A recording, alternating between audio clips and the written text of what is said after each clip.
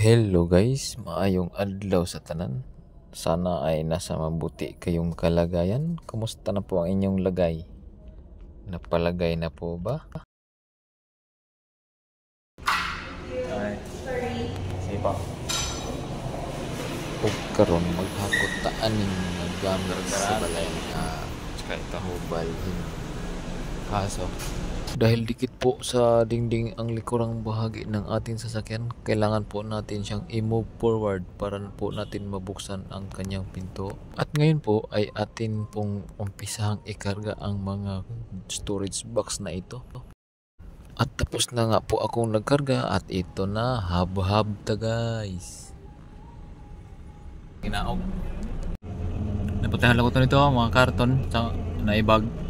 Kaya po ako ay natigil sa pagkarga dahil po ay nagsarado ang pinto at ito po ay naglock. Kailangan ko pong umikot sa main door para pindutin ang button sa loob at doon po tayo dadaan papasok. Yan, daming supot-supot oh. Yung ibang gamit nila nakasupot na lang dahil naubusan po kami ng karton. Kunti lang po yung nadala namin. Galing sa ano to? Gilmore Station. Tapusan.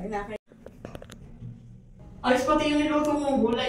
Karon guys, nibalik na pumigsa ka kay tanaw na mo sa kargada na mo. Medyo luag pa. At mangita kami. Pwede pang isuksok sa... Lagi ko lang ang puso nun eh. Lubi-lubi yun. Akala ko sa amin ang lubi, niyog. Lubi? Pero lubi-lubi. Puno yun eh. Meron na sa pagkika, 2 puno. Nilahok mo doon. Hindi mga magluto na. Ay, sino ba mo? Yung caretaker, ipahay. Lubi ko.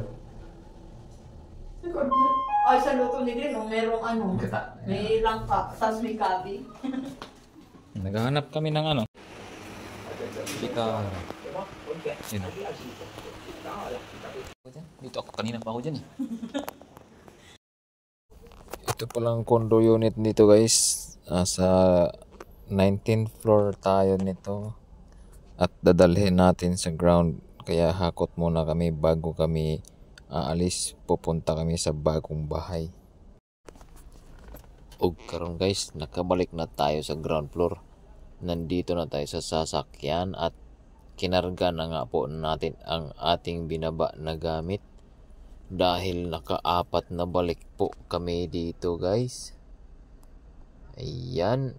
Punong-puno na po siya. Yan yung unang biyahe natin. Ayan po. May higaan ng aso.